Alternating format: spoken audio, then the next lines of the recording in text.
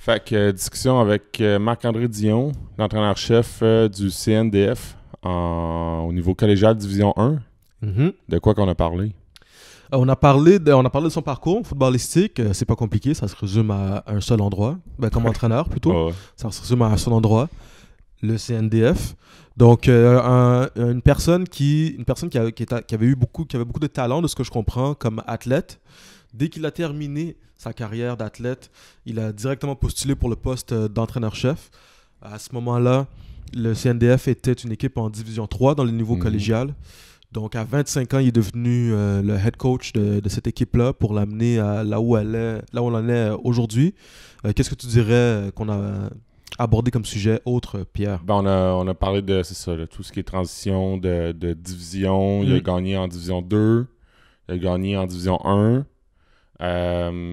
L'évolution aussi de devenir entraîneur-chef à un jeune âge, il était confiant, mais ça reste que, comme il dit lui-même, il pense pas nécessairement qu'il était prêt, mais il avait la passion pour le faire, puis c'est sans doute qu'est-ce qui l'a mené à qu'est-ce qu'il est aujourd'hui.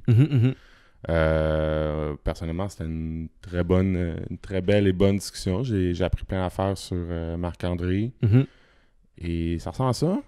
Ça ressemble pas mal à ça. Un gars qui a un franc-parler, là, qui a été généreux de son temps, là, qui se gêne pas pour partager son opinion. Sinon, si t'aimes ce que t'écoutes, comme d'habitude, je lance mon message.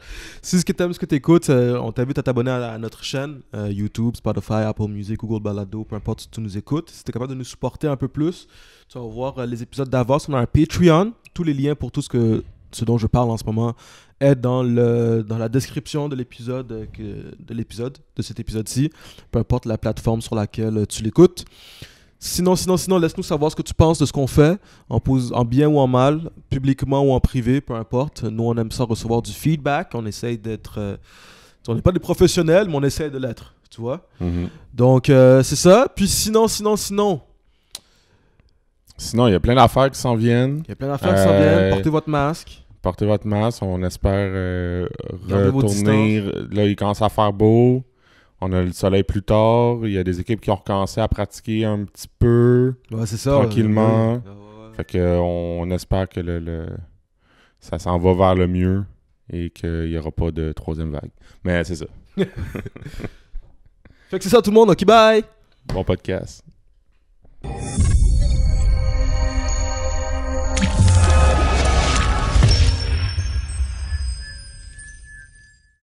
Est-ce que vous avez recommencé à pratiquer?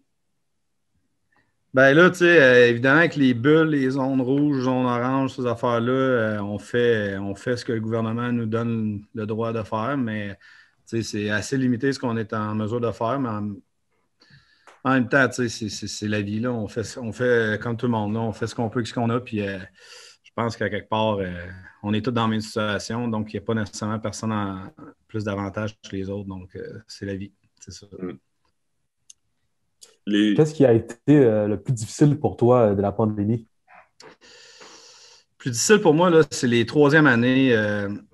C'est de ne pas avoir mené à terme des gars de troisième année qui, tu sais, souvent au collégial, souvent tout le temps, en fait, c'est la plus grosse année. C'est là que tu t'investis, puis c'est là ton moment de gloire, disons. Puis, tu sais, j'avais des gars que j'aimais beaucoup qui chantaient à vraiment, tu sais, ressortir du lot, puis ils n'ont pas eu l'opportunité de se rendre là. Fait que, tu sais, ça, je dirais que c'est ça, moi, la plus grosse tragédie de ça. En même temps, tu sais, c'est ça, là, c'est vraiment particulier. On est pogné avec ça, mais, tu sais, vraiment, mes gars, mes finissants, tu sais, moi, l'année prochaine, dans 2 ans, tu sais, la roue tourne, mais, tu sais, eux autres, tu sais, c'était un moment déterminant dans leur vie, tu sais, puis je comprends qu'il y a pire que ça dans la vie, mais il reste que, tu sais, c'est ma plus grande déception par rapport au COVID, là, ça, c'est sûr.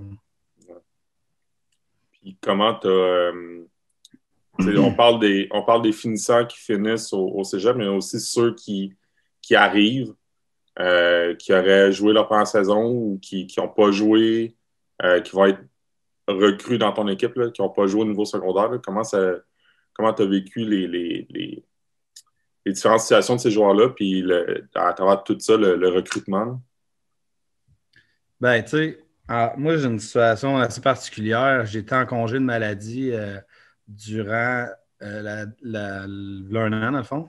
Mm. Puis, quand la COVID est, est, est arrivée, il y a un an, ben, moi, je recommençais à travailler. Fait que, tu sais, moi, j'étais en dépression depuis le mois de novembre. Fait que, tu sais, c'est comme là, la classe de recrutement, je la connais pas vraiment, tu sais. Ben là, je la connais maintenant, là, mais tu sais, je la connaissais pas vraiment. Là, ensuite de ça, on arrive avec une nouvelle classe de recrutement, tu sais, qu'on a découvert une nouvelle façon de travailler, tu sais, que, tu sais, je t'avoue, mais franchement, que, tu sais, une équipe collégiale roule à peu près au même rythme qu'une équipe universitaire, mais avec beaucoup moins de ressources. Fait que, tu sais, le fait de juste évaluer les jeunes par rapport à tout ce qui est sur vidéo, ça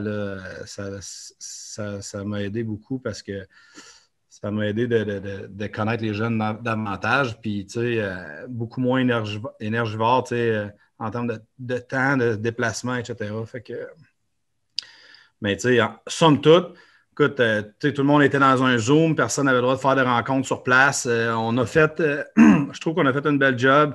Tu sais, une image vaut 1000 mots, fait qu'on essaie de faire des montages avec plein d'images pour que les jeunes, tu sais, voient c'est quoi notre école, tu sais, puis je pense qu'on a été productif, puis rendu là, tu sais,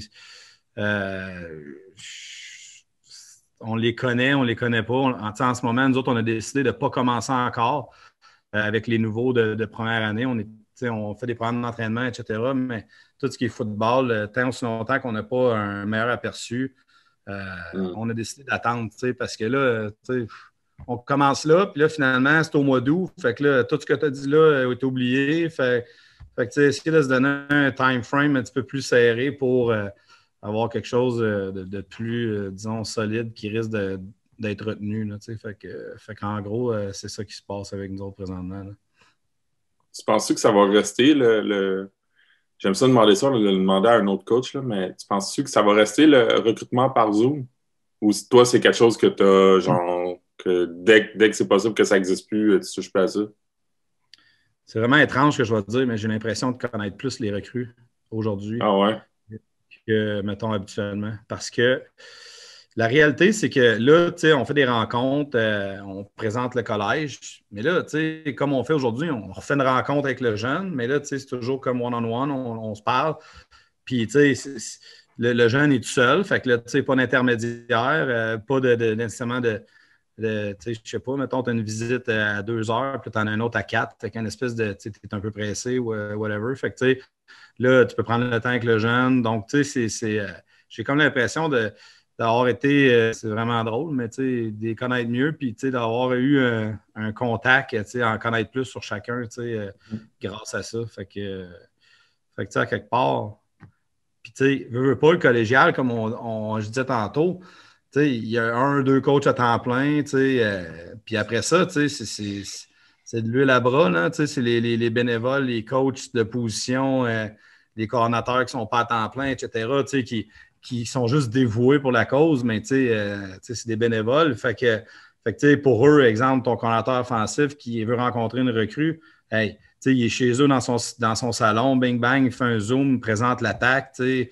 sais, m'a dit, je pense que ça se prête mieux, tu sais, pour notre type de nos ressources qu'on a. Tu sais, je trouve qu'il y a beaucoup, beaucoup d'avantages. Tu sais, évidemment, il va falloir tu sais, rencontrer les jeunes puis faire des rencontres puis tu sais, serrer la main des jeunes. Mais tu sais, au final, je pense que tu sais, une formule hybride, moi, en tout cas, assurément, ça va être quelque chose qui va rester, ça, c'est sûr.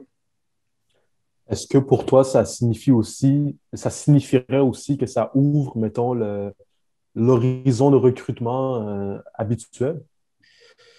Ben, nous, on essaie de recruter at large au niveau de la province depuis longtemps.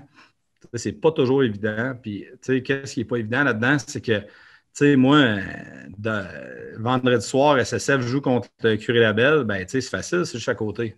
Sauf que, tu sais, si ça se passe à Notre-Dame versus Jean-Eudes, ben, pour moi, tu sais, c'est compliqué, là, tu sais, j'ai une pratique, tu sais, je peux pas, tu sais, moi, j'ai une philosophie pendant la saison, tu sais, oui, le recrutement, tu sais, il faut se préparer, etc., mais il reste que, tu sais, je peux pas pas au détriment des gars qui sont là en place présentement. Fait que je ne manquerais pas une pratique du vendredi soir pour aller voir un match, exemple, à Montréal. Fait que, oui. Puis, je vais t'avouer bien franchement que cette année, on a attiré beaucoup de jeunes de la Rive-Sud de Montréal. Puis, c'est sûr que ça va être. On est peut être 60-40, 50-50, 40-60, ça dépend des années, mais on tourne toujours autour du 50-50 de la région versus l'extérieur de Québec. C'est ça, c'est un outil c'est tout un outil qu'on a appris à découvrir, puis c'est pas... c'est parce qu'avant, c'était possible, là, tu pouvais les appeler au téléphone, mais c'est pas la même affaire. On dirait, c'est ça, on dirait qu'on... Tu parles plus, c'est plus personnel juste de se voir, tu sais, puis je me mets dans votre peau, je suis sûr que même comme entraîneur, tu es capable de voir le body language, ce que tu voyais pas quand tu les appelais au téléphone, tu sais. Tu vois exactement comment ils te répondent. Ouais, puis, tu sais, moi, j'étais, puis sans nommer de nom, etc., mais il y a des gars, j'étais turn-off, puis il y a des gars, j'étais turn-on, là, tu sais. Tu as tellement raison dans ce que tu dis, là. Il y a des gars, tu sais, que même si c'est un Zoom, moi, ça a cliqué, puis, tu sais, j'ai senti le vibe, puis, tu sais, ça a été, OK, là, on met du gaz là-dessus, on veut... On parle la même langue, là. Ouais. Ouais. C'est fou. Moi, je trouve que ça a été très, très bon aussi parce qu'effectivement, j'ai eu vraiment des vibes avec des gars que j'aurais pas eu au téléphone, ça, c'est sûr. On va commencer à parler de ton parcours, si tu le veux bien. Yes. La classique question, comment tu as commencé à coacher? Écoute, moi, là, ça, c'est quelque chose que je parle au moins une fois par semaine parce que de base, moi, je suis un TDA, je ne suis pas un bon étudiant. Que j'aie un diplôme universitaire aujourd'hui, c'est en soi une victoire, puis j'ai eu plein de personnes qui m'ont aidé là-dedans. Mais tu sais, avant ma 2e, 3e année à l'université, je ne savais pas ce que je voulais faire dans la vie. Puis aujourd'hui, les jeunes, c'est donc bien important de savoir ce que tu veux faire dans la vie. Puis, moi, à chaque fois, pour ça, je dis ça, je répète ça au moins une fois par semaine à un gars de mon équipe. Mais moi, je joue au foot, je ne me posais pas de questions. Il y en a qui vont dire que je suis un épée, mais il reste que, le football m'a amené à réussir. Puis, moi, quand j'ai fait un stage avec Christian Perron à l'époque, je jouais pour le Rouge et Or, puis sur le side, on coachait dans des stages. Fait que c'est là que j'ai eu la piqûre, puis c'est vraiment là que ça a fait le déclic, je dirais, là, que je veux devenir entraîneur. Je ne pensais pas devenir, parce que moi, je suis devenu entraîneur-chef en sortant, là, direct, là, à l'âge de 25 ans, j'étais head coach. Fait que c'est sûr que c'était pas nécessairement ça que je visais, mais il y a eu les opportunités qui se sont présentées, j'ai sauté là-dessus, puis en sortant de mes études. Fait que, mais en gros, c'est ça. Là. Comment tu t'es préparé à ça? C'est-à-dire, tu finis ta carrière de joueur au Rouge et Or, puis là, tu deviens directement head coach collégial, tu vois. Moi, je repense à moi, mettons, quand j'ai commencé à coacher, personnellement, je trouve que je ne servais à rien, mais quand j'y repense. Fait que toi, pour devenir head coach direct, là, moi, j'étais coach de position, mais toi, c'est head coach direct à un niveau quand même intéressant. Comment tu t'es préparé pour ça? Ben, tu sais, non, tu n'arrives pas préparé, honnêtement. Ouais. Tu sais, je vais vous dire, là, c'est une note personnelle. La première journée, je suis rentré ici. Je me suis assis dans mon bureau. Là, tu sais, il faut un contexte, là, tu sais, pas prêcher pour l'Université Laval, quoi que ce soit, mais tu sais, il reste que, tu sais, moi, je sais pas, le 25 novembre, je suis nommé All-Canadian. Je gagne la Vanier Cup le lendemain, back-to-back. Je suis team captain, tu sais, je gradue en décembre. Tu sais, je me sentais bien par rapport à moi-même, tu sais, puis pas le fame, mais tu sais, je veux dire, là, tu arrives, tu t'appliques sur une job, tu te donnes une entrevue, bing bang, tu l'as, let's go. Puis là, la journée 1, tu t'assis dans ton bureau. Là, tu sais, je veux dire, tout le monde a étudié, ben non, pas tout le monde, mais tu sais, ceux qui ont étudié à l'université, des fois, ils savent qu'il y a du concret, mais des fois, il n'y en a pas, tu sais. Puis Fait que là, tu t'assois à ton bureau, là, t'es comme, OK. J'ai un ordinateur, un téléphone. Let's go, tu sais, qu'est-ce que je fais, là? Fait que là, tu sais, manuel. puis tu sais, genre, réflexe, là, vraiment, de, tu sais, moi, mes parents ont tout le temps été là pour moi, tu sais, puis là, c'est comme, hey, OK, ça fait ça, là, j'appelle ma mère, tu sais, un peu maussade, un peu triste, là, et bah, boy, je suis rendu là dans la vie, tu sais, ça a fessé quand même fort, puis là, tu sais, après ça, ben, tu demandes conseil à gauche pas à droite. Il y avait déjà un staff ici, des gars que je connaissais. Puis là, à un moment donné, tu fais ta route. Puis, tu sais, ce que je pourrais. Honnêtement, ce que moi, j'ai. Tu sais, si j'étais capable de faire quelque chose de différent dans mon parcours, c'est essayer d'apprendre de quelqu'un, tu sais, de ne pas apprendre de mes erreurs. Ça, tu sais, c'est le défaut d'avoir commencé comme entraîneur-chef, tu sais, mais en même temps, c'est la vie, là, mais tu sais, j'aurais aimé ça, tu sais, je sais pas, 1 an ou 2, apprendre de quelqu'un, voir comment il marche, tu sais, j'ai plutôt fait, tu sais, c'est ça, essai-erreur, puis j'ai appris de ça, puis tu sais, on en est venu à ça, tu sais, puis dans tout mon parcours, il y a du monde, tu sais, qui se sont greffés au programme, à l'école, tu sais, qui ont fait que m'ont challengé, m'ont amené à changer les choses, puis tu sais, ça m'a aidé, mais il reste que, tu sais, j'aurais aimé ça, tu sais, m'asseoir, regarder quelqu'un, puis tu sais, ça c'est certain, tu sais. Ben, ça... En fait, tu réponds peut-être à la question que je me posais, mais tu sais, quand tu te présentes à l'entrevue pour être head coach, tu leur parles, je suppose que tu leur présentes qu'est-ce que tu ferais.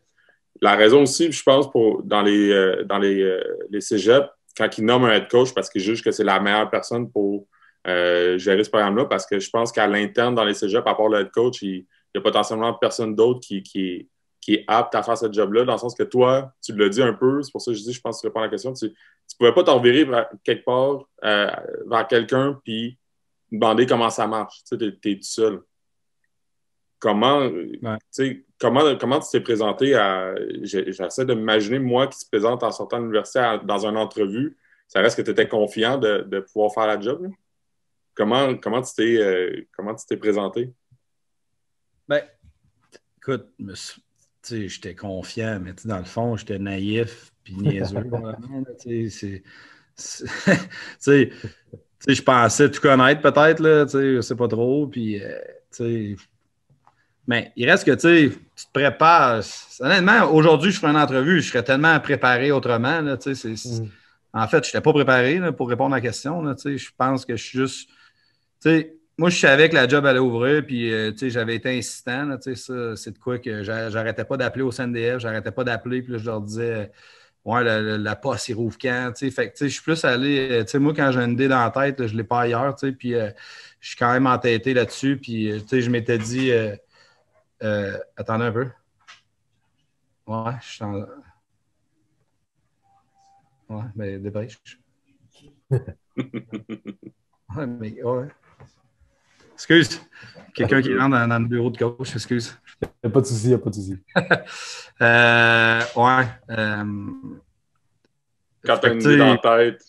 Ouais, fait que là, j'ai une idée dans la tête, puis là, j'étais dans ma dernière année d'université, dans ma dernière session.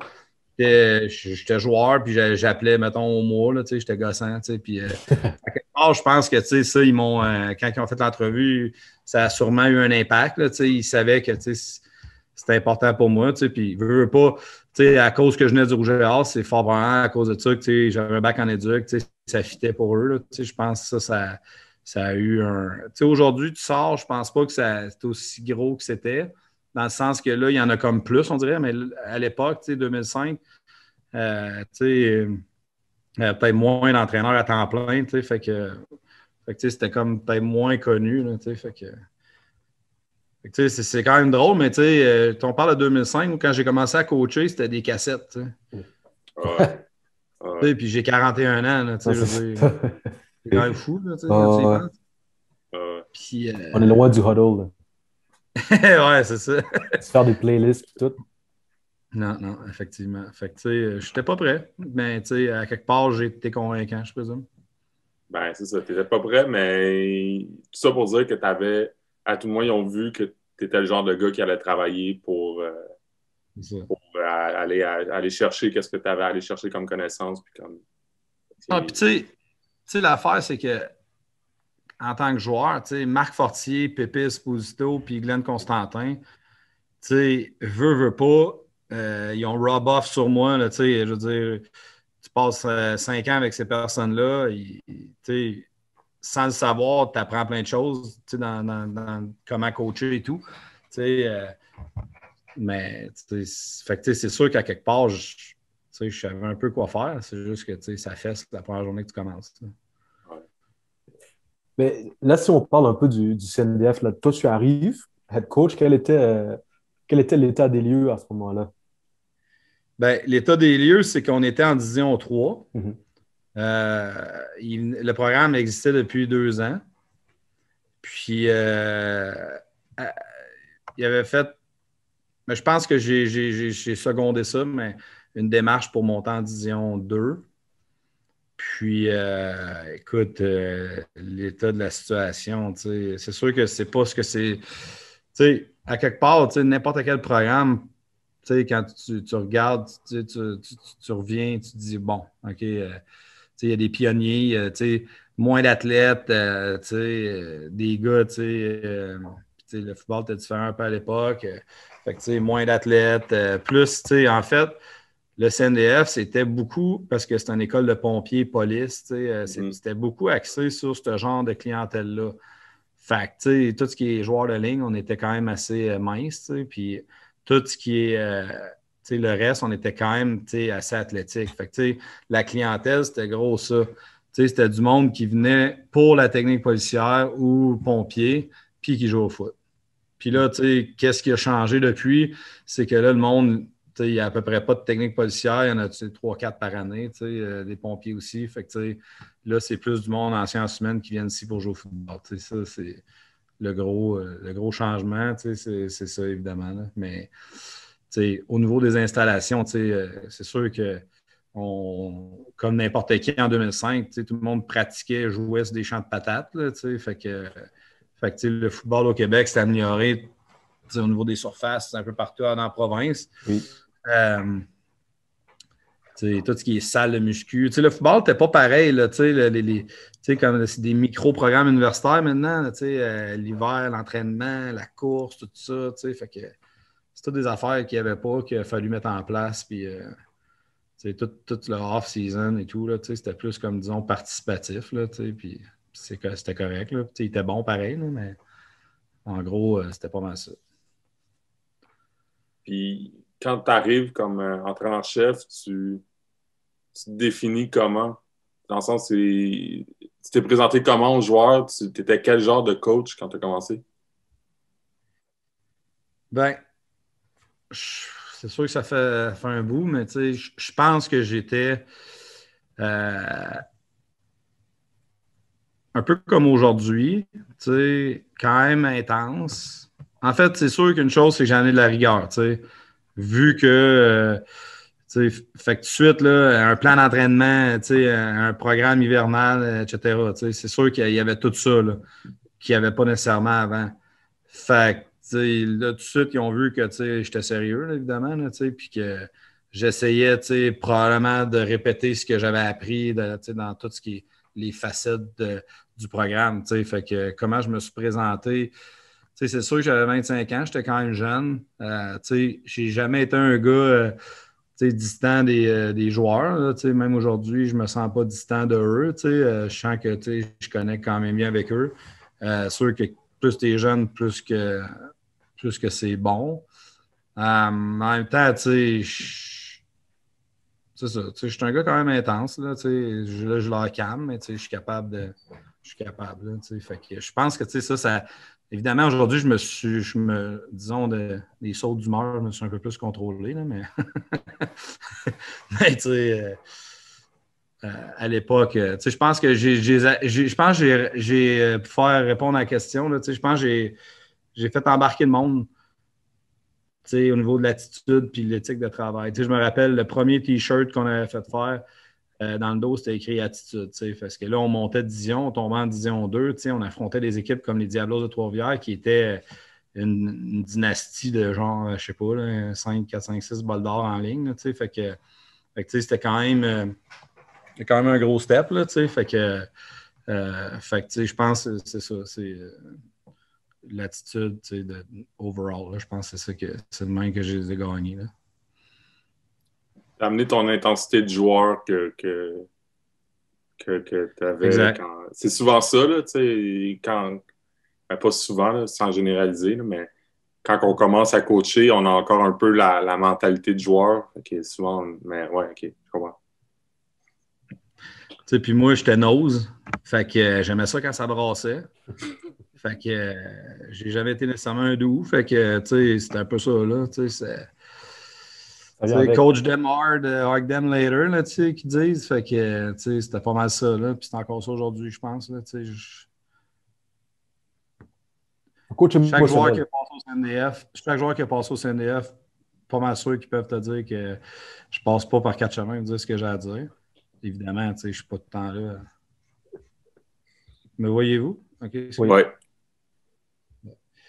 Je passe pas par quatre chemins pour dire ce que j'ai à dire, puis en même temps, la communication est bonne. Là, fait en gros, je pense que c'est ça. Là. C'était quoi les plus gros défis en tant qu'head coach? Head coach, ça va au-delà de on parle de recrutement depuis le début, on parle de philosophie de coach, mais ça fait beaucoup, beaucoup de petits de tâches connexes et en fait, ça fait tout, là, on va se dire. À quoi tu ne t'attendais pas comme head coach? Est-ce que même aussi, tu as peut-être fait des parallèles avec ta carrière de joueur, de dire hey, voir que mon entraîneur-chef, il se tapait tout ça, puis je ne le savais pas. C'était quoi que tu as le plus surpris? Ben, moi, Luc Savoie, directeur général aujourd'hui au SSF, qui coachait à Laval aussi à l'époque, m'avait dit tu vas voir, quand tu es head coach, c'est 90% de tâches administratives ou connexes, puis 10% football. Puis ça avait quand même resté, puis c'est quoi, il avait raison. Fait que je m'attendais à ça. Mais tu sais, c'est ça, c'est que moi, je mangeais du foot, fait que puis là, aujourd'hui, j'ai 41 ans, puis tu sais, je veux dire, tu veux pas, tu te poses des questions, qu'est-ce que je pourrais faire dans la vie, etc. Puis, tu sais, moi, je suis un coach de foot, jusqu'à l'os, puis that's it, là, je me vois pas dans d'autres choses. Ici, dans mon parcours, j'ai été prof d'éduc à travers le poste d'entraîneur-chef. J'ai été responsable des sports. C'est toutes des choses que j'ai pas aimées. Puis c'est des bonnes jobs. Là, mais j'aimais pas ça. Moi, c'est ça. Je suis un entraîneur-chef. Je suis un entraîneur de football, assurément. Là, ça, c'est sûr. Qu'est-ce que tu préfères d'être entraîneur-chef? Tu vois, je m'étais éloigné de ça un peu, là, mais d'être avec les boys, faire la différence auprès des jeunes. C'est sûr qu'il faut que je fasse attention. Des fois, tu veux sauver. Moi, je suis un gars qui s'est fait sauver, disons, Tony Adona au cégep, puis Glenn Constantin, c'est deux personnes, puis Pépé Esposito, c'est trois personnes que sans eux, je pense pas que j'aurais été capable. Fait que, moi, ce que j'ai. Ben, c'est ce qui m'a amené en dépression, là, en parallèle, là, mais c'est ça, c'est vouloir sauver des gars qui ne veulent pas se sauver. Là. Moi, je voulais être sauvé, là, mais il y en a des fois qui ne veulent pas être sauvés. Fait que des fois, ça mine le moral, ça. Fait que, mais en gros, c'est ça, là, c'est de faire la différence auprès des jeunes, d'être avec les boys. Gars, cet hiver, moi, c'est moi qui est dans le gym avec les gars. C'est moi qui fais l'entraînement. Je suis head coach, je suis coordinateur défensif, strength conditioning, toutes ces réponses. Fait que je le fais parce que c'est là que tu connectes avec les gars, puis c'est ça que je veux. C'est ça que je veux. Puis au final, game day, quand crunch time, là, tu les connais, tu les connais beaucoup, puis ils te connaissent beaucoup aussi. Fait que ça fait une différence, je pense. Tu sais qui est capable d'en donner quand les temps sont plus durs. Exact. Exact. Tu nommes, tu sais, j'ai dit souvent, tu as nommé Glenn Constantin, Pepe Esposito, puis c'est pas la première fois qu'on entend ces noms-là quand on parle à des anciens dirigeants. Puis on a déjà posé la question à un ancien dirigeant. En fait, je pense qu'on l'avait posé à Bégin, à Saint-Jean. On dirait qu'il y a une culture aussi avec le Rouge et Or qui fait qu'il y a beaucoup d'anciens qui deviennent des coachs. Est-ce que ça c'est quelque chose que tu percevais quand tu étais joueur? Est-ce qu'avec du recul, tu es capable de dire tu sais, il y a une culture qui fait que justement, on sort de là avec un bagage peut-être plus près que n'importe qui d'autre, n'importe quel autre programme pour devenir entraîneur? Oui. Ben, je veux dire, puis là, j'ai jamais joué dans les autres programmes, puis je sais pas, là, mais... Non, c'est ça, oui. mais tu sais, moi, ce que je peux dire, c'est que, quand j'étais à l'université en éduc, il y avait un prof, tu sais, qui parlait beaucoup, qui s'appelait Gaston Marcotte, puis qui parlait beaucoup de la professionnalisation de l'entraîneur. Puis, tu sais, genre... lui, il était plus dans le hockey, mais il reste qu'il parlait beaucoup de ça dans ses cours. Puis, en parallèle, à Laval, ce qu'on faisait, puis je pense que tout le monde fait ça aujourd'hui, mais je pense pas qu'avant, c'était nécessairement ça. Mais beaucoup de décortiquage de l'adversaire, beaucoup de préparation, soit mentale ou soit stratégique, etc. Puis je pense que ça, à quelque part au Québec, je pense que le Rouge et Or a été précurseur de ça. Puis, je parlais de ça il y a une couple de semaines avec Glenn, je pense. En 2004, on affronte Wilfrid Laurier en demi-finale canadienne au PEPS. Puis là, Wilfrid Laurier, eux autres, ils arrivent avec des motions. OK? Puis là, tu vas me dire, OK, OK, c'est normal. Mais à l'époque, c'est ça que je disais à Glenn, je dis, le monde était innocent dans le fond. Là. Pourquoi ils ne faisaient pas de motion? Quand je jouais à l'université, le monde était en I-22, I-31. Puis là, 41, c'est la grosse affaire, mais pas de motion. Mais là, Laurier, eux autres, ils étaient arrivés avec des motions, tu sais. Puis, wow. puis, ça représente bien comment ils ont été quand même des pionniers là-dedans. C'est que, veux pas, c'était le début de ça, mais Marc, ils avaient tout scaté. Ils avaient dit, OK, quand ce gars-là bouge là, quand ce gars-là fait ci, bing bang, c'est ça. Fait que là, tous les débits, ils savaient ce qui se passait, ils étaient capables d'anticiper. Fait que oui, de la manière que les gars nous coachaient, ça nous amenait, je pense, à aimer le football plus que juste jouer le match, mais tout l'ensemble de ça. Puis il y avait un gars dans le gym qui s'appelait Raymond Veillette, qui est plus là aujourd'hui, mais qui te faisait aimer ça, l'entraînement. Écoute, les gars, on restait tout l'été, on s'entraînait, c'était le fun. Puis, fait que je pense qu'il y a un peu de tout ça, de la manière que c'était construit. Puis, je pense que Glenn, à quelque part, il a amené ce que, dans le fond, il avait vu aux États-Unis, ce qui se faisait aux États-Unis, puis je pense que c'est une des raisons pourquoi il y a beaucoup de gars, qui sont amenés à être coach, parce que, je pense qu'à quelque part, il ne peut pas en avoir autant sans que ces gars-là ne nous aient pas influencés vers ça. Là, il y a vraiment il y a quelque chose. Puis tu parles de JP Bégin qui, je sais pas, ça fait pas longtemps qu'il a fini de jouer là. Non, c'est ça. Moi, ça fait longtemps. Fait que, à quelque part, le spread est quand même. Puis, c'est ça. Mais je pense que oui, là, effectivement. Mais aussi que les gars étudient en éduc, ça a un impact. Là, mm-hmm. J'ai tout le temps trouvé ça le fun de penser. Quand on s'arrêtait et on regardait ça, nous, on s'en est rendu compte en faisant le parcours, en checkant un peu.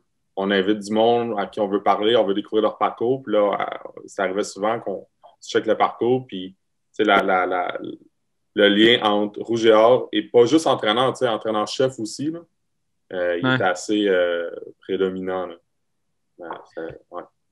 Ouais, puis, dans mon staff aujourd'hui, j'ai le goût de te dire, 3/4 des gars, c'est des anciens. Là, c'est sûr que je suis à Québec, là, c'est normal, là, mais à quelque part, le monde aime ça.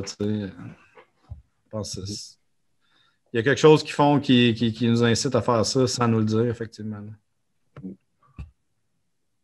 Encore sur ta première saison, là, parce que moi, je trouve ça le fun de comprendre un peu comment ça s'est passé la première saison.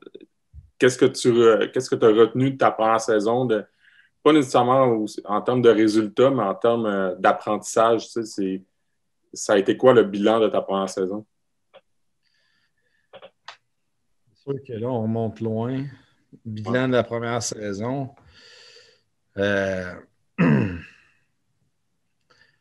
C'était sûr qu'il fallait recruter. Là, c'était évident. Là, je pense qu'il y a de quoi que moi, j'ai. Quand je suis arrivé, c'est ça. Moi, puis je dis pas que les autres avant ne l'étaient pas, là, compétiteurs ou quoi que ce soit, mais moi, mon mindset, je vais être le meilleur. C'est comme. Puis ça n'a pas changé, c'était ça, c'est encore ça. Puis là, quand je suis arrivé ici, genre, les coachs de CNDF allaient au camp à Garneau. Puis là, les gars coupés, on pouvait les recruter et les amener chez nous. C'est le deuxième choix. Ouais, c'est ça. Ouais. C'est ça. Ouais. Fait que là, moi, j'étais comme. Hey. Fuck that, là. Fuck that! Moi, je veux les meilleurs, tu sais. Je pense que, après cette année-là, c'est plus ça, là. C'est comme, non, moi, je m'attaque aux meilleurs, puis, je vais-tu les avoir, peut-être pas, mais, c'est pas vrai que je vais ramasser les miettes, puis, je vais être un coach de participation, là, impossible, là, je suis pas de même. Fait que ça, de ce que je me rappelle, c'est de quoi tout de suite, là, c'est non, là, moi, là, ça m'intéresse pas faire ça, puis... fait que, tranquillement, pas vite, à gauche et à droite, on a eu des petites victoires. Puis là, à un moment donné, c'est devenu des grandes victoires. Fait que, ça se fait pas du jour au lendemain, évidemment. Là, mais, je pense que l'optique était dans le bon sens, je pense. Comment on fait pour arriver là et puis amener être un coach si jeune et puis amener le programme en Division 2, Division 3, Division 2?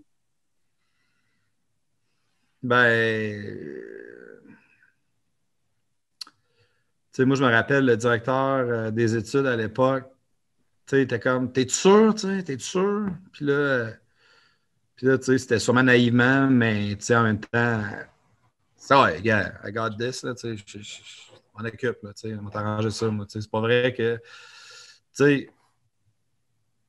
comme à la place de dire, ben, je vais aller d'une job plus haut, mettons, je dis, hey, je vais aller dans une équipe collégiale Division 1, mais je dis, ben, gars, moi, je vais bâtir ça, je vais l'amener là, fait que j'aurais pas besoin de changer.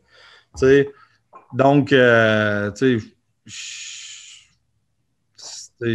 ça, honnêtement, tu prends ça puis tu l'amènes, je sais pas, c'est plus l'attitude. Est-ce que tu penses qu'il y a des moves concrets, en y repensant, tu penses qu'il y a des moves concrets que tu as fait avec du recul qui ont fait progresser le programme assez pour justement avoir le momentum pour pouvoir...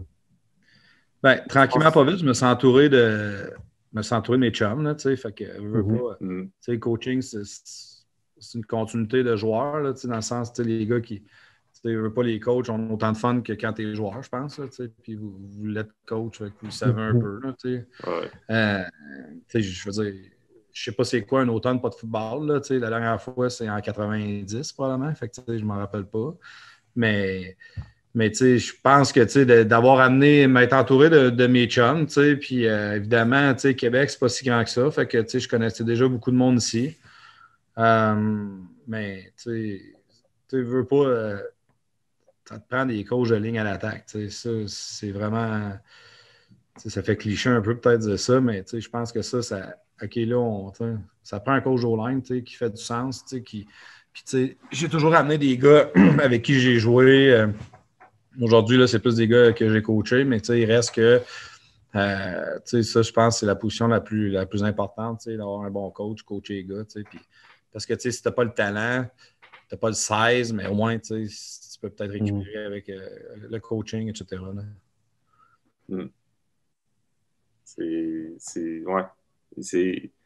Quand tu commences à coacher, j'allais te le demander aussi, là, quand tu commences à coacher avec les gars avec qui tu as joué. Puis là, ça fait quand même assez longtemps que tu es là. Tu commences, tu l'as dit un peu, là, tu commences à coacher des joueurs, tu commences à coacher avec des joueurs, avec d'anciens joueurs. Qu'est-ce que tu regardes dans un joueur ou dans un nouveau coach? Qu'est-ce qui t'allume pour qu'il fasse partie de ton staff? Qu'est-ce que tu recherches? Ben, tu sais, j'ai déjà peut-être. Tu sais, c'est bien bon, là, hey, ton coach de ci a joué CFL, ça flash, etc. C'est-tu quoi, tu sais? Puis là, écoute, c'est up and down, là, ça. Tu sais, un coach de foot, c'est up and down, anyway, mais tu sais, je dirais que, tu sais, là, je suis plus dans un mindset, hey, je m'en sac, là, qu'est-ce que tu as fait avant, là, tu sais, je veux dire, es-tu prêt à donner du temps? Es-tu prêt à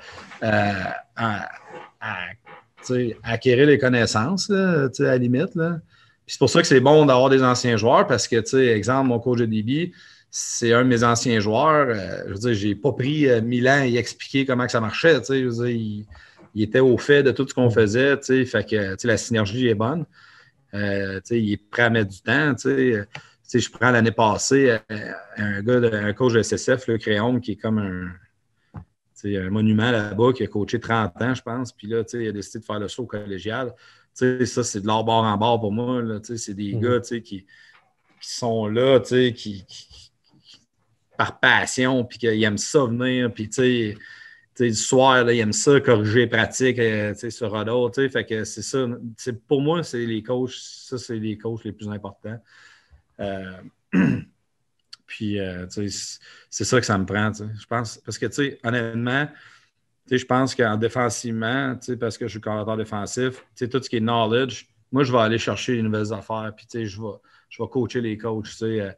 Tu sais, notre coordinateur offensif, Pascal Masson, tu sais, lui aussi, il va faire ça, tu sais, puis à l'attaque, il va amener les nouvelles choses, puis il va coacher les coachs, tu sais. Fait que le rôle, tu sais, du coordinateur, tu sais, je pense, c'est de coacher les coachs, le head coach aussi, mais, tu sais, vraiment, là, puis aujourd'hui, c'est tellement facile. Là, je peux t'envoyer une clinique d'un gars, puis là, tu fasses ah ouais, c'est malade. Fait que c'est quand même facile, mais si tu es prêt à mettre du temps, moi, je pense que c'est la plus grosse qualité. La passion, c'est ce qui est peut-être le plus important, mais à l'inverse, c'est ce qui est peut-être ce qu'on voit le moins, dans le sens que toi, c'est dur à calculer, là. Tu peux calculer le nombre d'années d'expérience. Un coach qui arrive, il veut faire partie de ton équipe, il veut faire partie de ton staff, il peut te présenter son CV, mais qu'est-ce qui t'allume que c'est un gars passionné? Tu as parlé d'implication et tout, là, mais qu'est-ce qui te fait comme hey, ça ment pas? Ben, c'est vraiment, vraiment drôle, je vais te dire, mais j'ai jamais passé d'entrevue, moi, pour un coach. Okay. Tu vas aller chercher le gars que tu voulais. Ouais. J'ai jamais fait OK. Oui, j'aimerais apprendre à te connaître. Tu sors de où? Tu sais, il y a des personnes, probablement, qu'à travers le processus, m'ont démontré l'intérêt. On dirait que j'ai comme personne dans la tête, là, mais je suis pas mal allé chercher le monde que je voulais. Tu sais. Fait que, tu sais, c'est comme. Tu sais, l'autre fois, il y a un coach qui me demande Hey, coach, c'est quoi tu demandes en entrevue? Parce qu'il allait passer une entrevue pour un autre cégep, tu sais. Fait que là, je suis comme, ben, écoute, tu m'en poses une bonne. Je n'ai jamais fait d'entrevue.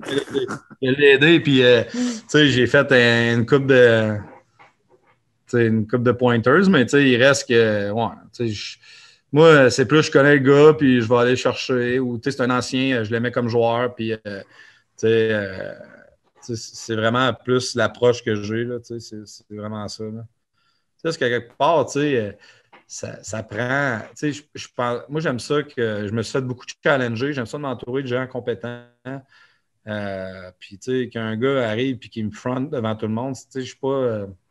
j'ai pas l'ego, tu sais, ça me dérange pas, tu sais. Fait au final, tu sais, j'aime ça avoir des gars qui me challenge, mais tu sais, j'ai jamais, tu sais, vraiment, je vais chercher les gars, comme on dit, là. C'est pas mal ça. Puis là, on a parlé du passage de Division 3 en Division 2. Puis éventuellement, il y a eu un autre passage de Division 2 en Division 1. Comment tout ça s'est fait? Comment le passage en Division 2 s'est déroulé? Puis à partir de quand tu commences à mettre à faire des premières étapes, des premières actions pour éventuellement aller en Division 1? Ben, moi, je pense que notre programme a changé dans la journée la plus triste du programme. C'est drôle à dire. Mais pour moi, en 2007, on est allé en finale contre toute attente, contre les volontaires du cégep de Sherbrooke. Puis, je ne sais pas si vous avez déjà entendu cette histoire-là, mais bref, si tu parles à un gars de 2007, ça le fatigue. Il n'aimera pas ça. Puis même moi, c'est probablement la pire journée parce que dans le fond, on avait gagné. Puis une affaire de knee down à la fin qui fait qu'on a perdu. Là, mais fait que, au Qu'est-ce qui s'est passé? Ouais, je suis curieux, moi aussi. Ben, dans le fond, OK, en 2007. On a le temps, là. En 2007, on était 4-6. On s'en va sur la route à John Abbott. Puis on les plante, on les explose. On était genre 40 à 7, là, d'affaire la même. Là, après ça, on s'en va à Saint-Jean. Puis là, ben, bang, on les explose une affaire comme 45 à 7. Bang, on s'en va en finale. Contre les volontaires qui avaient une solide équipe. Puis je pense que c'était le début, ou en tout cas, une des premières années de leur espèce de dynastie qu'il y avait eu. Fait qu'on joue le match. Écoute, défensivement, on a joué, on a fait courir pour 350 verges dans la face. Oui. Mais 26 verges par la passe. En tout cas. Il ne levait pas à balle. Ouais. Puis, à travers tout ça, il n'y avait pas beaucoup de touchés. Puis là, à la fin de la game, c'était une affaire comme 10 à 3 ou 10-7, là, je suis plus sûr. Puis, il reste 52 secondes. Puis là, on décide de mettre 3 knee down, puis c'est fini. C'est ça, vous gagnez. C'est ça, vous gagnez par 7 points. Ouais. OK. Exact. Fait que là, on envoie les knee down. Mais là, tu sais, il y a un gars, peu importe, là, le nom, c'est pas grave, mais le gars, il embarque sur le terrain, c'est un backer, il dit hey, moi, je vais prendre les knee down si on gagne à la fin de la game. OK? Fait que là, le QB, il est là. Hein? Qu'est-ce qu'il fait là, lui? Fait que là, le QB, c'est une recrue. Fait que là, le linebacker, il sac le QB. Le QB revient au sideline. Puis là, c'était à Trois-Rivières. Puis là, le backer, lui, il check le 20-second clock pour snapper à la balle. Mais l'affaire, c'est qu'ils sont allumés, mais ils ne marchent pas.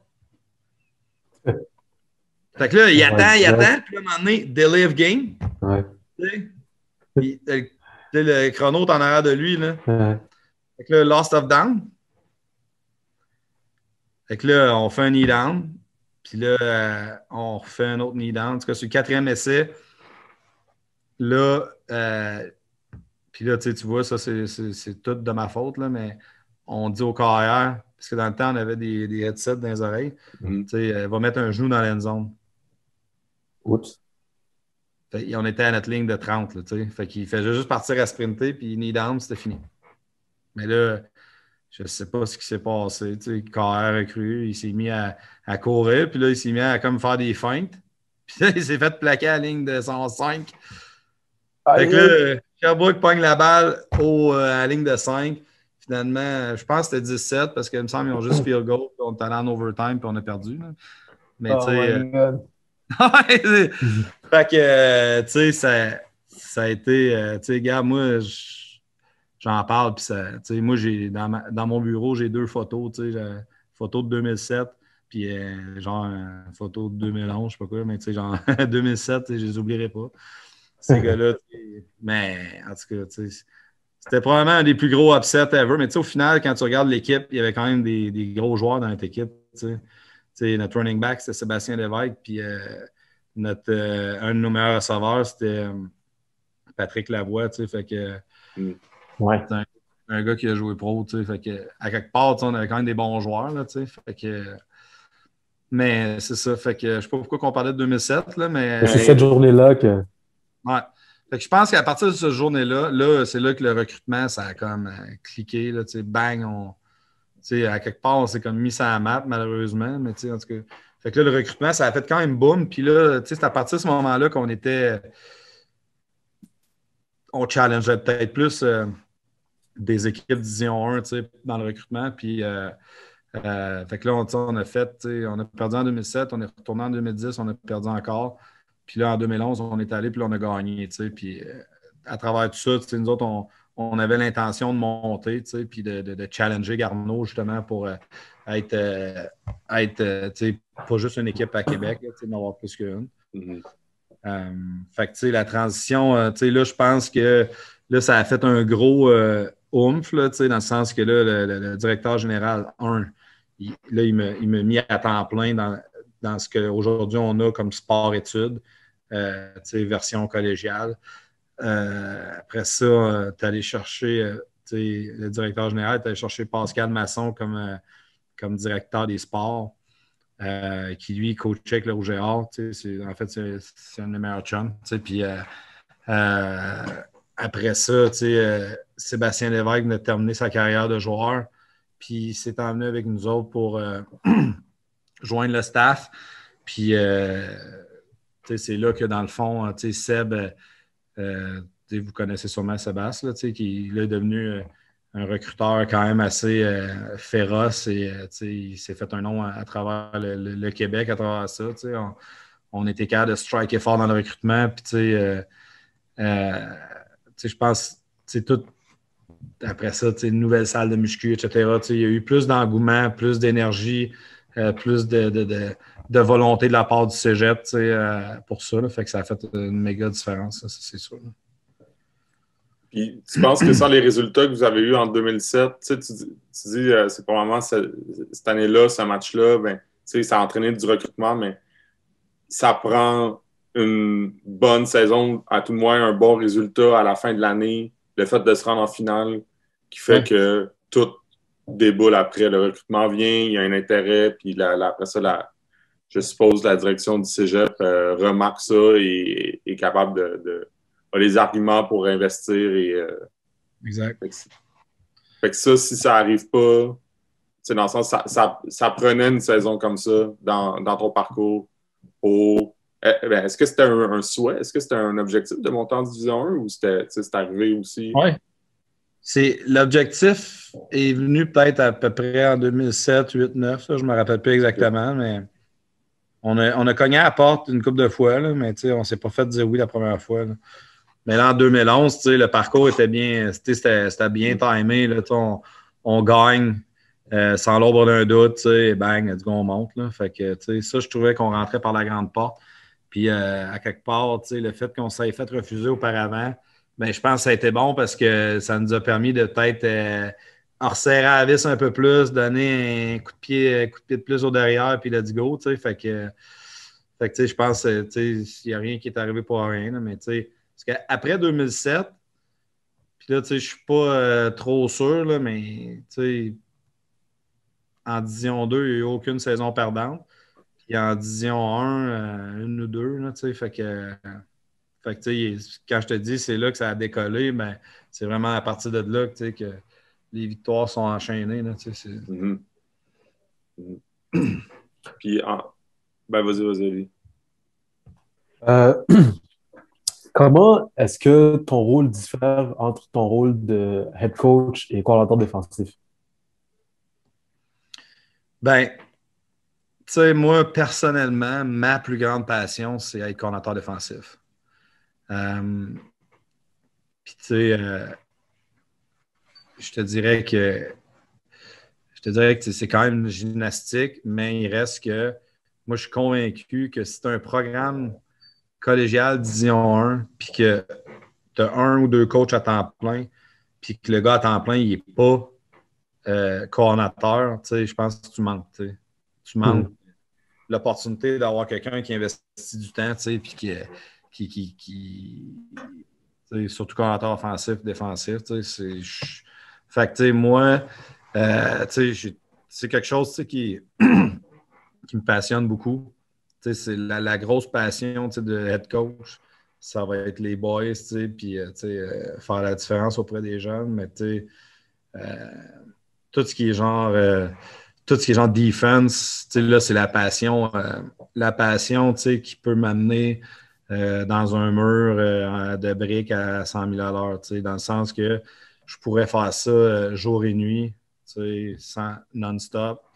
Puis, fait que c'est ça. Pour moi, c'est la différence. Dans une pratique, les coachs m'écœurent tout le temps. Ah, toi, tu coaches en défense, hein, évidemment, mais mais écoute, je pense que ça fait assez longtemps que je fais ça que la différence, c'est facile. C'est pas une problématique pour moi. Comment tu décrirais ta défense? Multiple front, match coverage defense, puis pressure defense. Okay. Fait que, moi, mon but à chaque semaine, c'est que tu ne saves pas à quoi t'attendre. Okay.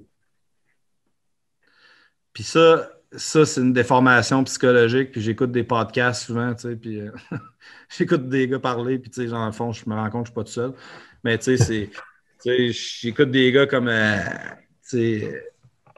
Nick Saban, Kirby Smart, tous dérivés là d'Alabama, qu'eux autres, ils sont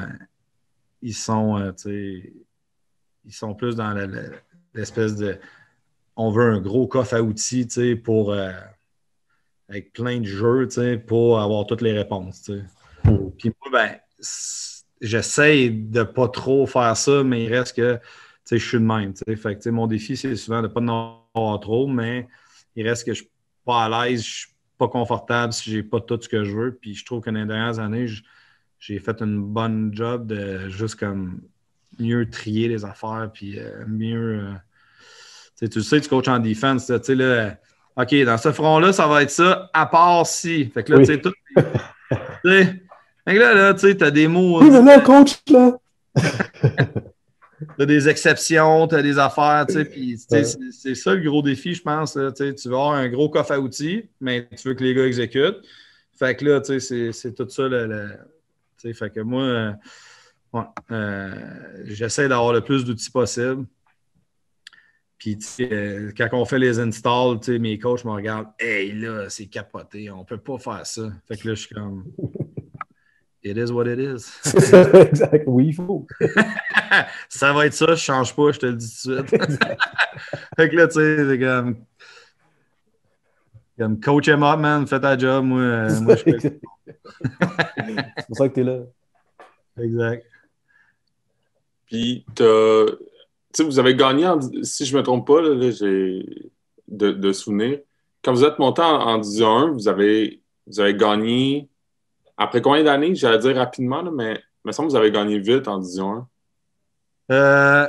Dans le fond, 2016, on a gagné le bol d'or, puis on est rentré en 2012, puis en 2014, on était en finale. OK. Dans le fond, là, ce que je me rappelle, c'est la première année, on était 3-7. Puis après ça, 7-3. Puis là, ça a fait un stretch en même. Okay. Ça a flippé vite. Là. Puis, tu sais, vous avez gagné en Division 1. La Ligue n'était pas nécessairement qu'est-ce qu'elle est aujourd'hui. Comment tu vois la Ligue maintenant? C'est quoi les défis pour rester compétitif? Tu sais qu'est-ce que ça prend pour gagner parce que vous l'avez fait en Division 1. Tu l'as fait en Division 2 aussi. Ça fait longtemps que tu es là, mais c'est quoi maintenant les défis de cette ligue-là? Qu'est-ce que ça prend pour le gagner? Ben, tu sais, moi, je pense, là, avec beaucoup d'humilité, que, tu sais, la Division 1, à l'époque, quand on est rentré, personne ne croyait que ça allait arriver, là, tu sais, qu'on réussisse à faire quoi que ce soit, tu sais. Puis, c'était une ligue que, tu sais, c'était gros, tu sais, Vanier, Vieux, Lennox, puis, t'as un peu là, j'en oublie-tu un? Ou... Dans ce temps-là, c'est les principaux, je pense. Mais il y avait Garneau aussi qui avait été... Dans le temps de il y avait Garneau, c'est ça, excuse, c'est ça, j'en oubliais un. T'sais, fait que Garneau venait de gagner quand on est monté d'ailleurs. Fait que là, mais Mais tu sais, pas que Garneau n'était pas là, mais tu sais, c'était comme redondant un peu Lennox, Vanier vieux. Là, Lennox, Garneau, il trouvait toujours le moyen de tirer leur épingle du jeu, puis ils ont gagné 1 ou 2, 3 balles d'or là-dedans, tu sais, mais fait tu sais, moi, avec toute humilité, quand je dis ça, c'est que, tu sais, je pense que quand on est rentré, c'est à partir de ce moment-là, je pense que la collégiale Division 1 est devenue plus en santé, tu sais, dans le sens que, tu sais, veut pas, dès la journée 1, tu sais, ça, c'est probablement une des plus grosses victoires que j'ai eues comme entraîneur, tu sais, dès la première journée, notre première game en Division 1, on affronte Garneau. Puis les autres venaient de gagner le bol d'or en Division 1. Nous, on venait de le gagner en Division 2. Mais tu sais, à demi, c'était 25-0 ou 24-0 pour nous autres. Tu sais, honnêtement, là, c'était quand même hot, là, tu sais. Puis, écoute, tu sais, finalement, on a gagné, tu sais. Puis, cette année-là, on a fini par gagner juste 3 games. Mais, tu sais, le statement en arrivant, là, ça a comme fait ses fort, tu sais. Puis, tu sais, juste vous dire, le premier kick-off return, touchdown, tu sais, c'est là que ça a parti. Fait que les gens l'auront coupé.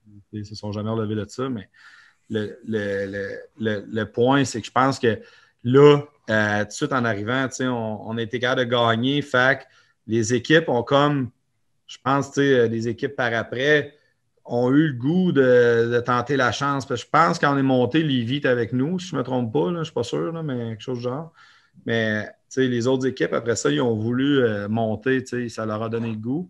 Puis, ben, tu sais, aujourd'hui, on a une ligue avec beaucoup de parité. Tu sais, tu me dis c'est qui le champion l'année prochaine, tu sais, c'est vraiment difficile à dire, tu sais, plus que jamais, si je peux te dire. Tu sais, la dernière année qu'il y a eu une saison, tu sais, Lennox a gagné, mais ils ont fini 7e, tu sais, fait que tu sais, moi, je trouve que c'est une belle ligue, tu sais, dans le fond, ta meilleure ligue, c'est ta meilleure ligue au niveau du calibre et la parité, c'est ta meilleure ligue en division, tu sais, fait que ça, tu sais, je trouve que la RSEQ pourrait mettre ça encore plus big, tu sais, la mettre sur une plus grosse plateforme. Puis, tu sais, c'est quand même du gros foot, là. Au Canada, là, à cet âge-là, il n'y a rien de meilleur que ça, là, tu sais.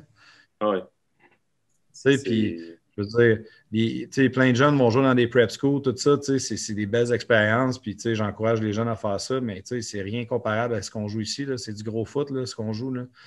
Puis, tu sais, ça, c'est grâce à tous les cégeps, tu sais, que il y a beaucoup de coachs à temps plein, c'est des micro-programmes universitaires. Fait que,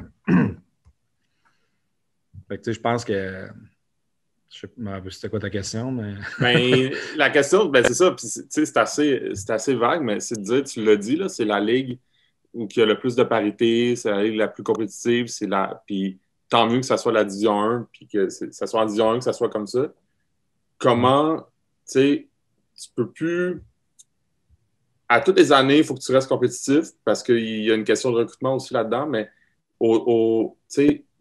comment tu restes compétitif dans une ligue comme ça, puis même comment tu fais pour être dans l'élite d'une ligue comme ça. Qu'est-ce que ça prend? Comment tu... il faut que tu fasses des affaires faut que tu fasses des affaires de plus. Tu ne peux pas stagner. Si tu stagnes, il y a quelqu'un d'autre qui va... Ben, tu sais, je pense, tu sais, si tu veux faire un comparable, c'est la NFL, tu sais. Je veux dire, les Browns de Cleveland, tu sais, peut-être pas cette année, mais mettons les autres années, ça reste que c'était quand même une bonne équipe, là. Tu sais. Puis là, tu sais, c'est des petits détails, là. Tu sais, c'est comme plein de petites gogosses, tu sais. Tu sais, là, ils ont gagné. Et là, ils sont capables de recruter des free agents. Tu sais, c'est un peu ça, nous autres aussi, là, tu sais. Fait que tu sais, dans le sens que on l'a vécu, là, on a gagné en 2016. Là, on a pogné un creux de vague, puis j'anticipe et je souhaite qu'on va être sur le way up, mais il reste que tu ne peux pas surfer là-dessus, ça c'est sûr. Tu ne peux pas surfer sur ta vague là, à drop assez vite. Puis, la clé, c'est pas vraiment sorcier, c'est le recrutement. Tu ne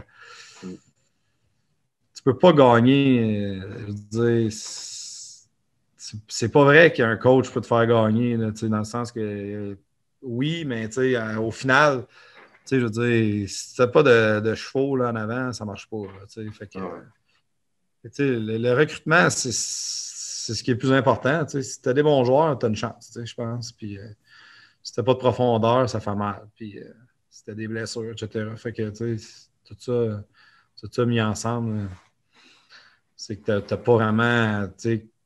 Puis là, tu sais, je te dis ça, puis en 2017, 2018, tu sais, peut-être qu'on a l'air d'avoir, tu sais, élevé le gaz, mais tu sais, on travaillait aussi fort, aussi ci, aussi ça, tu sais, mais tu sais, pour des raisons que je peux pas te dire, des fois ça marche, des fois ça marche pas, tu sais, des fois tu fais la même affaire, l'année d'après ça marche, tu sais, fait que là, tu sais, c'est comme, c'est une game de détails, tu sais, puis, tu sais, ça te prend des bons joueurs, sinon, ben, tu sais, c'est pas faisable, là, tu sais, je pense.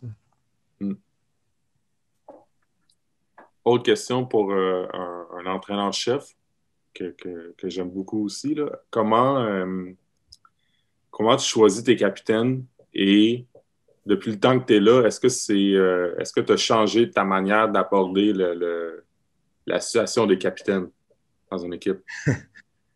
C'est une bonne question, ça. Honnêtement, j'aimerais ça savoir la recette. Je la connais pas. Moi, je pense que je me suis fait une tête un peu, là, mais à chaque année, je change parce que, genre, c'est jamais correct. Là, mais, tu sais, la façon, tu sais, tu fais voter les joueurs. Là, après ça, les coachs, tu sais, t'es nommé au mois d'août, t'es nommé au mois de janvier. Tu sais, je veux dire. Mais moi, je pense que des capitaines, des vrais capitaines au cégep, c'est tough. Ouais. C'est tough de trouver. Tu sais, je veux dire, tout le monde en a, là, mais tu sais, le capitaine que tu sais que tu aurais besoin, là, mais que tu sais, genre, t'es pas capable de. C'est tough. Puis il y a beaucoup de joueurs, puis c'est souvent ça que je parle, il y a beaucoup de joueurs qui comprennent ce que je leur dis par rapport au leadership quand ils rentrent dans un programme universitaire. Ouais. Ils ne le réalisent pas avant.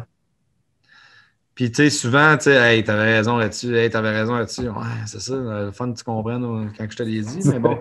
Tu sais, mais tu sais, je pense. Tu sais, à quelque part, tu sais, ça prend des gars qui vont mobiliser les autres, tu sais, puis qui vont prendre une décision de groupe, puis let's go, tu sais. Tu sais, il y en a des capitaines, il y en a des leaders, mais tu sais, le leader comme on aimerait, là, tu sais, que, tu sais, j'ai des images en tête, tu sais. Tu sais, moi, j'ai joué pour un gars, tu sais, Mathieu Bertrand, qui coach à Laval, tu sais, des leaders de même, là, tu veux dire, ça court pas les rues, là, tu sais, c'est exceptionnel, ces gars-là, là, tu sais, je me rappelle, là, le premier meeting quand je suis rentré à l'université, parce que dans le fond, j'ai été coaché par Pépé, mais j'ai aussi joué avec lui. Tu sais, là, les gars parlaient, Jacques Chapdelaine, parce que c'était Jacques Chapdelaine à l'époque, rentre dans la salle de meeting. Puis là, Pépé il se lève, check! Là, tout le monde arrête de parler, là, t'es comme, oh, OK, c'est sérieux ici, là. Fait que, tu sais, genre, c'est comme plein d'affaires de même, tu sais, mais tu sais, il y en a, mais je pense que c'est plus des groupes, tu sais, de leadership, tu sais. C'est rare qu'on va avoir le leader qu'on souhaite avoir, tu sais. Puis, il y a des années, je fais voter, des années non, des années si, tu sais. Il y a déjà une technique, t'en aimerais pas? Non. OK. Mais je me ferais lancer des robes. Ça fait trop. Quand t'en nommes un, puis là, il y en a un qui n'est pas nommé, puis là, il pense qu'il aurait dû. Fait que là, il dit ah, c'est pas ma job, c'est la job du capitaine. Mais l'affaire, c'est qu'il pourrait être un bon leader aussi. Là. Fait que là, tout le monde se fie sur 4 gars, puis allez-y, boys, c'est à vous autres. Tu sais, là, grosse pression, tu sais, en tout cas, je sais pas. Fait que si t'en nommes pas, ben, tu sais. Ils n'ont pas le choix de ressentir naturellement. Ouais, tu sais, à un moment donné, il n'y a pas. Tu sais, cette année, je vois des gars, tu sais, depuis le début, tu sais, que je les vois, là, tu sais, qu'ils prennent le lead, tu sais, ça, c'est le fun. Mais, y a-tu un processus que tu as déjà utilisé qui était complètement inusité, tu as fait un essai peut-être qui n'est pas à reproduire ou que ça a donné des bons résultats, mais y a-tu quelque chose à un moment donné que tu as essayé parce que tu as l'air à avoir essayé plein d'affaires, là? Écoute, moi, je voulais faire une joke à un moment donné, tu sais. Le gars qui va faire le truc au milieu, c'est le kicker, tu sais. Yo, wow! Tu sais, tu es dans le mindset, là, tu sais, genre, toutes les équipes sont là, les 5, 6, 7 capitaines, tous ils te regardent dans les yeux, puis là, t'as le kicker, style l'autre bord, tu t'es comme, voyons, tu sais. C'est comme un blow mind, là, tu sais. Puis moi, je ferais ça. Honnêtement, je mettrais le kicker là, je mettrais une cigarette pas allumée dans la bouche. Puis... Let's go! Ouais, tu sais, hey, j'ai-tu fait de quoi, tu sais? Honnêtement, tu sais, c'est parce que j'ai peur. J'aimerais ça te dire de quoi, mais je pense que ça n'existe pas, tu sais. Je pense qu'on ne peut pas se fier à ça vraiment, tu sais. Mm-hmm. En même temps, tu sais, je pense qu'il peut y avoir plein de... Tu sais, je pense pas que ça peut être 4 gars, là, tu sais. Il faut que ça soit genre un groupe. C'est ça, je pense, tu sais. C'est pour ça que j'en aimerais pas, tu sais. En même temps, j'ai pas le choix. Ouais, tu veux que ton leadership soit partagé, que ce soit une identité d'équipe, que ce soit pas juste dans les mains d'individus, puis que ces individus-là soient en sorte que le reste de l'équipe soit comme déchargé de cette responsabilité-là. Ouais, c'est ça. Ouais. Puis c'est ça que j'aime pas, tu sais. Mais ça a l'air qu'au football, il faut faire ça. Pour de vrai, je trouve ça vraiment le fun parce que non seulement, tu sais, ça fait longtemps que tu coaches, mais ça fait longtemps que tu coaches à la même place. C'est le fun qu'on dirait que tu te poses encore des questions, tu sais, que genre, tu sais, il y a des affaires qui évoluent, puis je suis sûr que tu te poses plein d'autres questions, mais c'est le fun que... Moi, cette question-là de capitaine, tu sais, je la pose, là. Mais ouais. Malheureusement, j'ai pas de réponse. On va passer à la dernière portion de notre entretien, notre petite rafale de questions.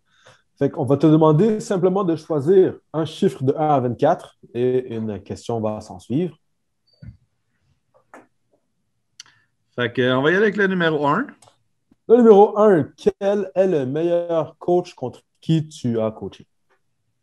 Ou un des meilleurs, plutôt. Meilleur coach contre qui j'ai coaché?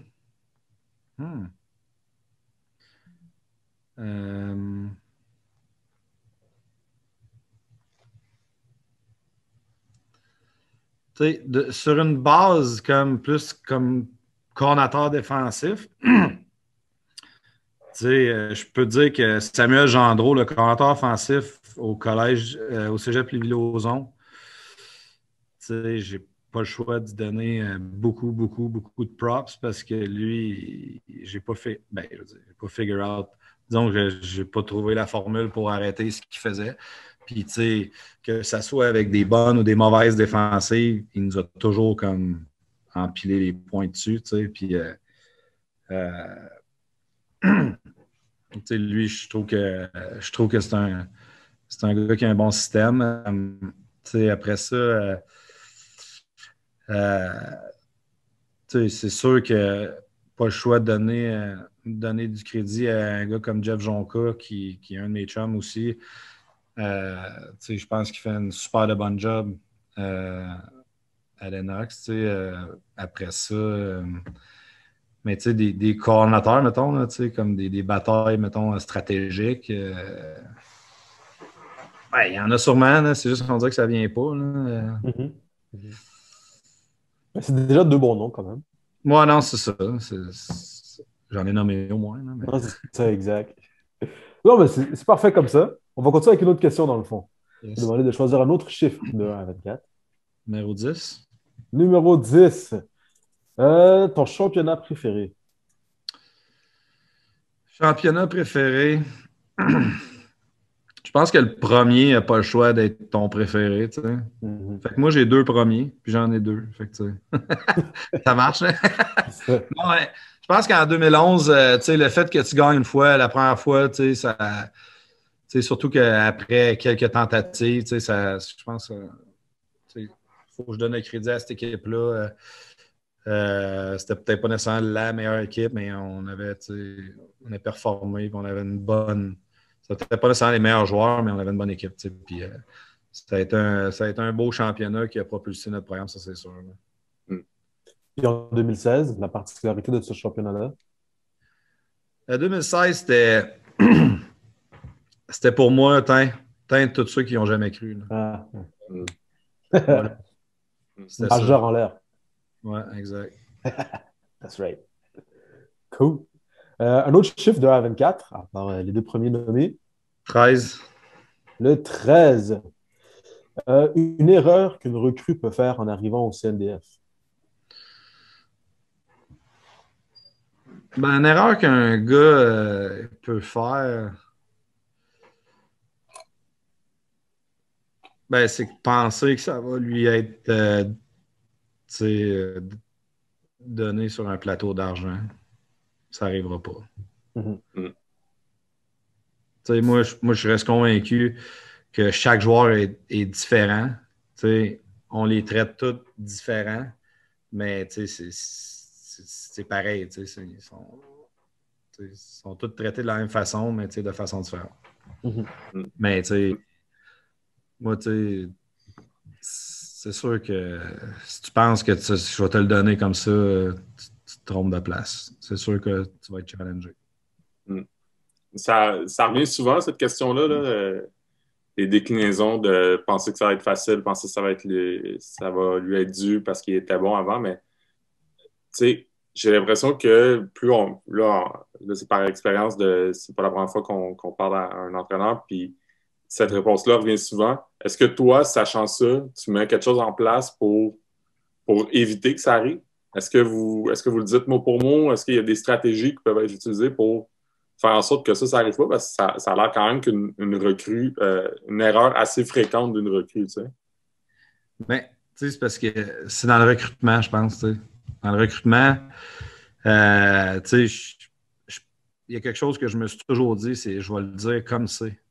Et non comme, tu sais, parce que des fois, si tu vends un peu plus trop le rêve, tu sais, là, ça crée des attentes différentes et tout, tu sais, fait que, mais tu sais, je pense pas qu'il y a des joueurs qui font ça parce que justement, la façon dont je les recrute, tu sais, c'est toujours, tu sais, je mettrais pas ça plus beau que c'est, tu sais. Okay. Ouais. Parce qu'après ça, c'est plate comme coach, tu sais, que ce soit dans tous les aspects, là, tu sais, tu mets ça beau, même, puis là, quand il arrive, c'est pas ce que tu as dit. Fait que là, t'es quoi, toi, un crosseur, tu sais? Mhm. Fait que moi, ben, tu sais, c'est pas ça que je suis. Moi, je vais dire tel quel, comment que c'est. Ça va être de même, puis it is what it is. Puis, tu sais, les situations, tu sais, je veux dire, je les dis comme elles sont. Il y a tant de gars, etc., tu sais, puis voici ce que je pense. Mais, tu sais, c'est difficile d'évaluer un jeune, des fois, tu sais, qu'est-ce qu'il faut au secondaire versus ce qu'il faut au collégial, tu sais, au niveau des... mais tu sais, les bons joueurs trouvent toujours une façon de faire leur place, je pense. Fait que, mais tu sais, je trouve pas qu'il y en ait vraiment, là, mais la pire erreur, tu sais, j'ai le goût de te dire, là, c'est plus scheme-wise. Mhm. C'est pas nécessairement genre. Si tu penses venir chez nous et tu n'étudies pas tes jeux ou que tu les connais pas ou tu comprends pas, c'est sûr que tu ne joueras pas 100%. Puis, je te dis pas que. Je te dis pas qu'on est meilleur que les autres, là, vraiment pas, mais j'ose croire que ce qu'on montre est quand même complexe. Là, donc, il faut que tu t'assoies et que tu essaies de comprendre. Là, puis, est-ce que c'est plus complexe qu'ailleurs? Je ne sais pas. Je n'ai jamais joué ailleurs, mais j'ose espérer que ce qu'on montre, c'est quand même relativement avancé. Fait que, c'est ça. Tomber dans le panneau, c'est de ne pas se préparer à ce niveau-là, ça, c'est sûr. Je crois. On poursuit avec une autre question. On va demander de choisir un autre chiffre. 20? Le 20. Quelle a été la pire job que tu as eue? Prof d'éduc. Qu'est-ce que tu n'as pas aimé? Ben, tu sais, là, t'es là, genre, avec des personnes, tu sais, qui veulent pas vraiment faire d'éduc. Puis là, tu sais, il faut que tu essaies de les motiver. Puis, tu sais, moi, je suis là dans la grosse compétition au foot. Le lendemain matin, j'ai un cours d'éduc. Puis là, il faut que on joue au badminton. Puis là, il faut que le monde participe. Ça ne le tente pas. Puis là, tu sais... Là, tu peux pas réagir comme un coach de foot, là, snapper. J'ai pas vraiment aimé ça. C'est pas mon genre de clientèle. Tu sais, imagine le gars, il prend des ducs à badminton, il fait un gros. Non, c'est ça.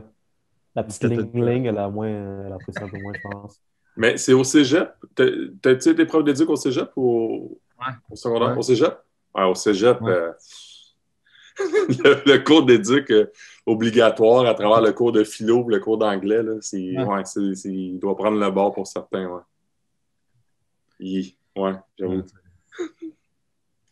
Tu sais, sans faire de préjugés, là, mais là, tu as les gars à un bar, là, ils veulent jouer au hockey Kazan, t'as le goût de leur dire oui, puis là, t'as les filles qui, no matter what, ça leur tente de rien faire, là, fait que là, t'es comme, qu'est-ce que tu fais? Exact. C'est pas évident. On continue, on a le temps pour encore 3 autres petites questions. Le numéro 17. Le numéro 17. Lorsque tu gagnes, comment tu célèbres une victoire? Ben, tu sais, si on est à la maison, tu sais, les coachs, on est dans le bureau des coachs, puis on prend une coupe de bière, puis on jase. C'est comme, je présume, une façon de ventiler la game, là, tout le monde ensemble, puis, tu sais, même qu'on la réécoute tout le monde ensemble, juste de même, là, tu sais, fait que... Il y a toujours un coach comme ça dans tous les staffs qui veut voir le tape le plus vite possible. Ben, c'est parce que, honnêtement, c'est parce qu'on peut veiller tard. Fait que là, ben, on se prend au moment ce qui est prêt. Fait que là, on va checker, tu sais. Exact. Je comprends ça. Ben, tu sais, honnêtement, tu sais, je vais te conter une anecdote, là, tu sais. Moi, c'est drôle parce que, tu sais, moi, je suis l'entraîneur-chef. Pascal Masson, il est le commentaire à l'attaque, mais il est aussi directeur du service aux étudiants. Fait que dans le fond, il est mon boss dans la vraie vie, mais dans le staff, je suis son boss, tu comprends? Ouais. Fait que tu sais, lui gère les budgets, tu sais, évidemment, là, tout ça. Puis là, tu sais, moi, à chaque fois qu'on gagne, là, c'est cheeseburger à l'infini, là. Fait que là, fait que là, on prend une bière, puis là, tu sais, il y a des coachs qui vont au McDo, puis là, ils achètent genre une poche de cheeseburger, là, fait que là, tu sais, t'en manges genre 5, là, puis là, fait que tu sais, moi, c'est de même que quand je disais à Pascal, je disais, hey, une journée, on va chercher des cheese. Des grosses victoires, là, c'est cheeseburger à l'infini, il en arrive avec 60, là, fait que c'est cool, ça. Ben oui, ça c'est cool dans c'est pas une bonne ça. C'est une bonne. On va là avec une autre question. L'avant-dernière.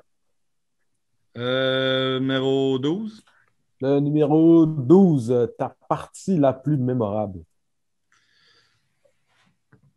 Ben, je pense que c'est la première game en Division 1 du CNDF. Ouais. Ça, méga statement, là, ça a été quand même assez fou comme game. Là. Ouais. Avec le retour de kick-off, comme tu racontais.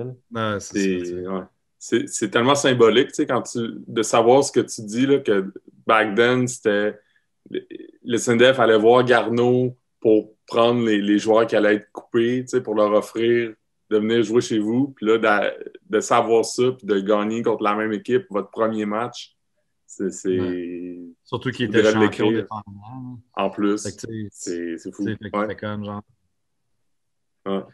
Ah, tu sais, c'est sûr qu'à un moment donné, tu sais, quand t'es coach, tu peux être cocky, là, tu sais, mais tu sais, c'était drôle parce que tout le monde, tu sais, t'es comme, hein, ils vont se faire planter, ils vont se faire ouvrir, nanana. Puis là, tu sais, je me rappelle, tu sais, quand tu joues au CNDF, on joue au SSF, tu sais, puis en arrière, il y a comme une petite estrade, puis il y a toujours, tu sais, des coachs SSF ou du monde. Puis là, je me rappelle, tu sais, ce game-là à demi, c'était 24-0. Je regarde Luc Savoie, je dis, pis, c'est assez le score? Le gars confiant, là, tu sais, personne n'aurait pu prédire que ce serait ça, là, tu sais. Exact. Ouais, tu sais, c'était quand même un bon moment, là, tu sais. Puis, tu sais, l'affaire, c'est que ça avait attiré beaucoup d'attention. C'était loadé, là, tu sais, juste pour vous dire, là, je me rappelle pas le chiffre exact, mais cette game-là, en gain là, de rentrée-sortie, on a fait autour de 5-10 000 $, ça va faire la même. C'est quand même beaucoup d'argent. C'était loadé. Là, au SSF, il y a une côte, là, il y avait plein de monde dans la côte. C'était quand même solide. Là. On y va avec une dernière question. 30. 30. On va dire que c'est limité à 24. Ouais, on prend 24. 24, parfait. Quel serait un des joueurs les plus underrated que tu aurais côtoyé? Je sais pas s'il est underrated, là, mais tu sais. Mais je pense pas qu'il est underrated. Underrated? Hey boy. Mais dans ton opinion, à toi. Mais le gars que j'avais en tête, c'est JP Udon. Jean-Philippe Udon qui maintenant est rendu avec le Montréal. Mais je pense pas qu'il était underrated. Je pense que les adversaires le redoutaient et le respectaient. C'est juste que il mesurait 5 et 6, 5 et 7. Tu sais, quand tu checkes la colonne de sac des records, tu as Mathieu Betts, évidemment. Mais tu sais, après, c'est JP Udon, un linebacker de 5 et 7. Ouais.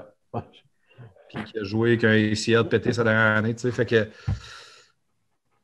tu sais, pour moi, sûrement les meilleurs joueurs que j'ai coachés en défense, en tout cas. Mais le underrated, tu sais, hey boy, tu m'en poses une bonne. Ben, on va dire que c'était JP Udon. Pas de problème avec ça. Ouais. Très bon choix. Charlotte à JP Udon. Pour terminer, je vais demander de compléter ma phrase. Je m'appelle Marc-André Dion et je suis. Je suis moi-même. Excellente réponse. Entraîneur-chef du CNDF en Division 1. Merci beaucoup d'avoir pris un moment avec nous. Très bonne conversation. Je suis très content de la conversation qu'on a eue. C'est très informatif. Je ne te connaissais pas beaucoup. Je pense que Pierre non plus ne te connaissait pas beaucoup. Je suis vraiment content d'avoir pu en apprendre sur toi. Pierre, est-ce que tu voulais rajouter de quoi? Ben, autre que merci d'avoir pris le temps de nous expliquer ton parcours. Tu sais, on te l'a demandé avant, c'était quoi juste pour être sûr, les équipes avec qui tu as joué. Puis, tu sais, ça se résume avec qui tu as coaché, excuse, ça se résume au CNDF, mais tu sais, je pense que en ce que moi, j'aime ça de voir la progression dans un même programme. Toi, personnellement, qu'est-ce que tu fais avec ce programme-là? Puis de voir que comme je disais, que tu continues à te poser des questions puis à vouloir être aussi passionné. Je t'ai pas vu quand tu as commencé à coacher, mais je présume que tu étais un passionné pour avoir eu le poste que tu as eu en sortant de l'université, puis clairement, tu es encore un passionné. C'est vraiment le fun.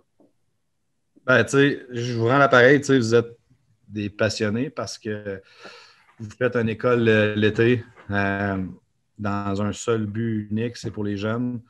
Vous faites un podcast dans un seul but unique, c'est pour the love of the game. C'est super. Moi, j'écoute ça, je trouve ça le fun. On apprend à connaître le monde. Le football au Québec, là, c'est assez incroyable ce qu'on fait ici au Québec en termes de foot. La visibilité puis tout l'engouement par rapport aux médias, ça ne matche pas ce que c'est vraiment. Puis vous, ben, je pense que vous êtes là, parce que sinon, il ne se passerait rien. Ça ne se passerait pas vraiment grand-chose. Fait que, good job pour ça. Puis si vous avez besoin d'aide pour votre école l'été, ça va me faire plaisir de vous aider, ça, c'est sûr. Merci beaucoup. Marc-André Dion, entraîneur-chef du CNDF en collégial Division 1.